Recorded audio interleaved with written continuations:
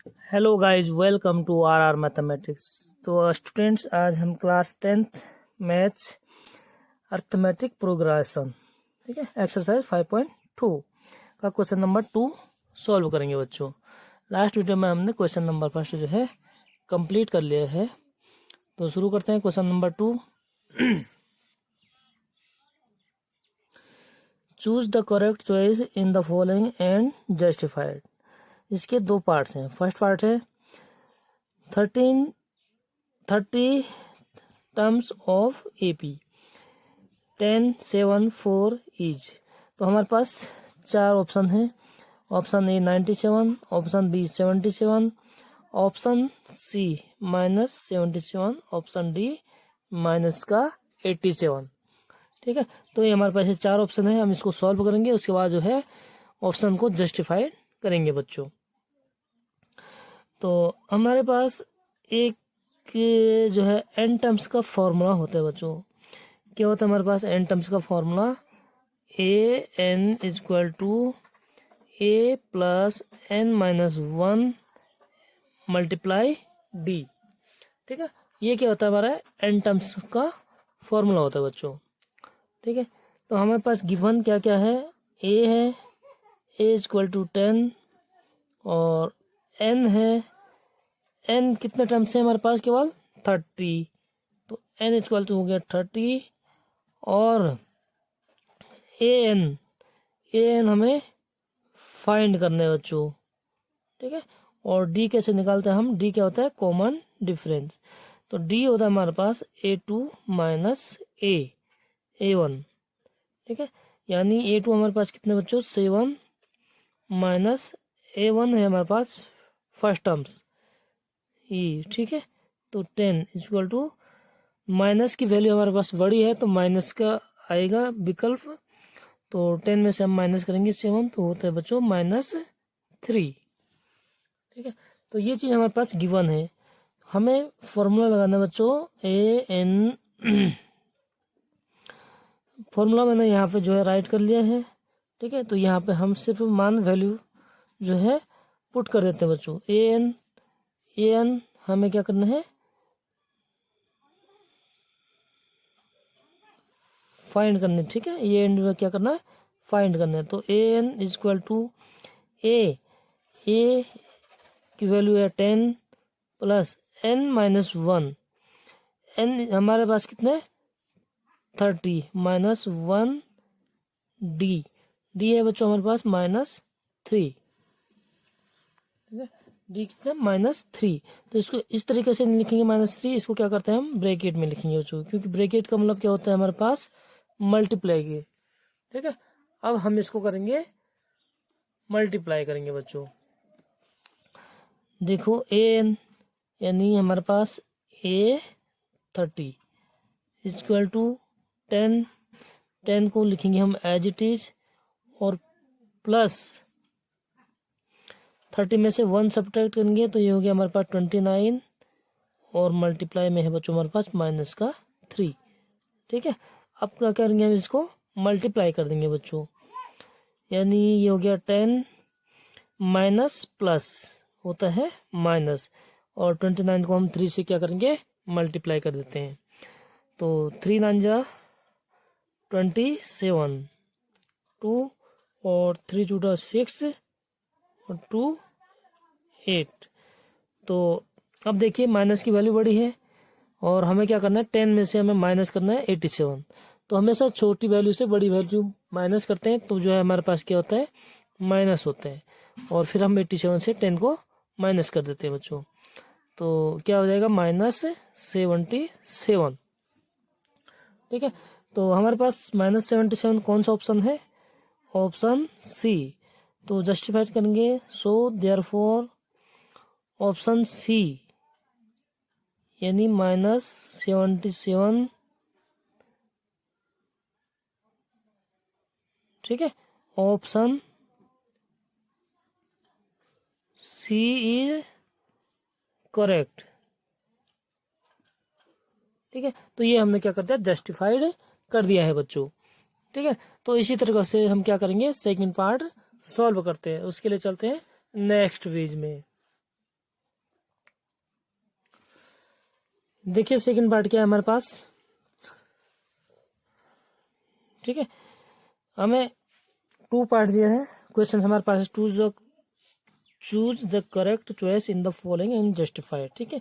तो 11 terms of AP है हमारे पास -3 -1/2, 2 is option 4, option A 28, option B 22, option C -38, option D है -48, 1/2, ठीक है। ये 4 ऑप्शन में गिवन है बच्चों। सबसे पहले हम लिखते हैं एपी, अर्थमेटिक प्रोग्रेशन, ठीक है। तो ए इक्वल टू हमारे पास कितना है -3। टर्म्स हमें निकालना है, एन निकालना है, एन है बच्चों हमारे पास नंबर ऑफ टर्म्स यानी 11, और ए एन हमें फाइंड करने हैं बच्चों। ए एन कितना है A11, ठीक है। और नेक्स्ट क्या चाहिए हमें डी कैसे फाइंड करते हैं बच्चों, सेकंड टर्म में से हम क्या करते हैं फर्स्ट टर्म्स को माइनस कर देते हैं, ठीक है। और थर्ड में से सेकंड को, मतलब अगले पद में से हम क्या करेंगे पिछला टर्म्स माइनस कर देते हैं। तो A2 माइनस A2 कितना बचा हमारे पास -1/2, और माइनस A कितना है -3, ठीक है बच्चों। अब देखिए हम ये क्या है हमारे पास मल्टीप्लाई है, ठीक है, -3 और ये माइनस है, -1/2 से हमने माइनस करने -3 को, ठीक है। तो माइनस माइनस का हो जाएगा हमारे पास -1/2 एज इट इज रहेगा, और माइनस माइनस की मल्टीप्लाई करते हैं बच्चों तो हो जाता है प्लस का 3।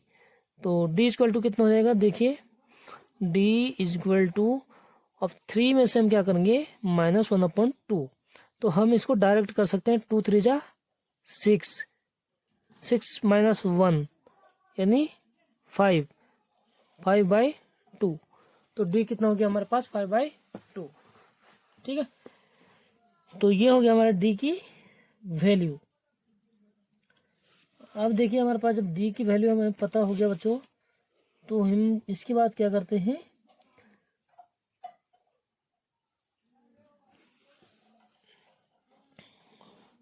ठीक है, हमें निकालना है 11th टर्म्स।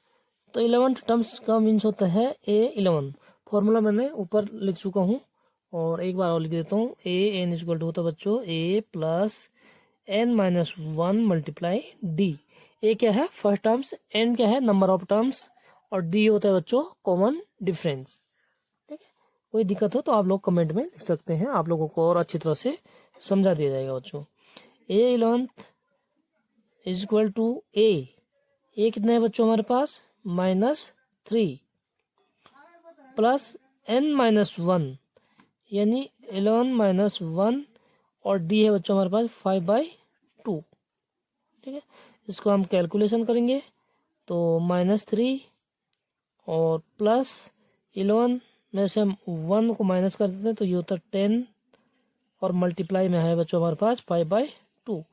2 से 10 जो है कैंसिल हो जाएगा 5 टाइम्स, ठीक है, यानी 2 5 जा 10। तो 5 × 5 कितना होता है 25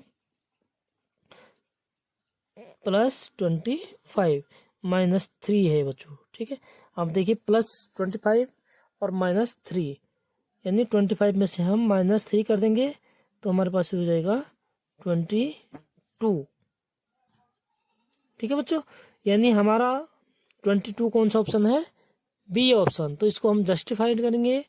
सो therefore option B 22 is correct, ठीक है बच्चों। ये हमारा क्या हो गया आंसर हो गया। देखिए कितने आसान से क्वेश्चन है, बताओ कोई डाउट। फिर भी बच्चों कोई डाउट हो तो आप लोग कमेंट में लिखिए। वीडियो अच्छी लगेगी तो लाइक जरूर करना और अपने दोस्तों के साथ शेयर कर दीजिए बच्चों, ठीक है। क्वेश्चन नंबर 3 शुरू करते हैं। इन the following APs find the missing term, ठीक है। क्या करना हमने इसमें मिसिंग टर्म्स है बच्चों, उसको फाइंड करना है इन द बॉक्सेज। हमें जो बॉक्सेस गिवन है बच्चों, इसमें हमें जो है क्या करना है, टर्म्स को फाइंड करने। देखिए AP क्या है हमारे पास 2 है, सेकेंड टर्म्स हमें फाइंड करना है और थर्ड टर्म्स हमें गिवन है। तो बच्चों सॉल्व करते हैं, ठीक है। इसका क्वेश्चन नंबर 3 का फर्स्ट पार्ट है। देखिए गिवन क्या है, A = 2, D हमें मालूम नहीं हो, ठीक है। D हम पहले D को फाइंड करेंगे और उससे हम जो है सेकेंड टर्म लिख सकते हैं। और थर्ड टर्म्स क्या है बच्चों हमारे पास, A3 है 26। तो जनरल फॉर्म ऑफ AP, हमारे पास जनरल टर्म्स ऑफ AP क्या होता है, देखिए क्या होता है, A + D, A + 2D और A + 3D, ठीक है बच्चों। यानी ये है हमारे पास A, A2, A3, A4। तो A3 क्या होता है बच्चों, D हमेशा एक टर्म से एक कम होता है, ठीक है। तो A3 क्या होता है हमारे पास, A + 2D।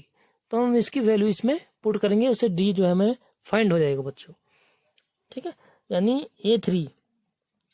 A3 क्या होता है बच्चों हमारे पास, A + 2D = कितना हमारे पास 26। हम वैल्यू पुट करेंगे, A कितना हमारे पास 2 है, तो हम लिखेंगे बच्चों इसमें इम्प्लाइज डेट 2 + 2D = 26। 2D वाली टर्म्स को हम एक साइड रखेंगे और अदर टर्म्स को हम दूसरी तरफ शिफ्ट कर देते हैं बच्चों।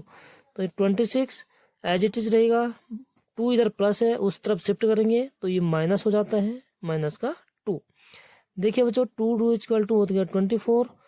तो D कितना हो जाएगा हमारे पास 20 और 2 इधर क्या है बच्चों, मल्टीप्लाई में है, ठीक है। अगर दूसरी तरफ हम इसको शिफ्ट करेंगे तो ये हो जाएगा डिवाइड में।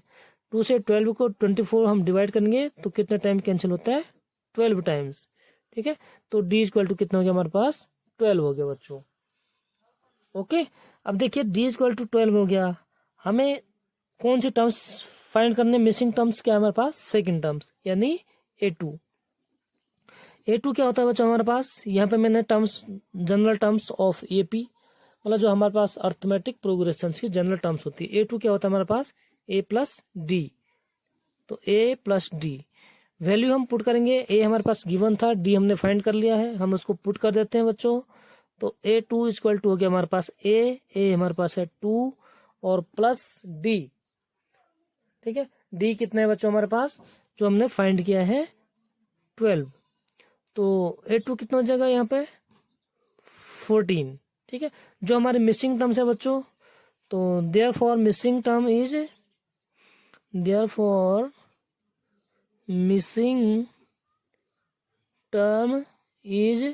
क्या है बच्चों हमारे पास 14।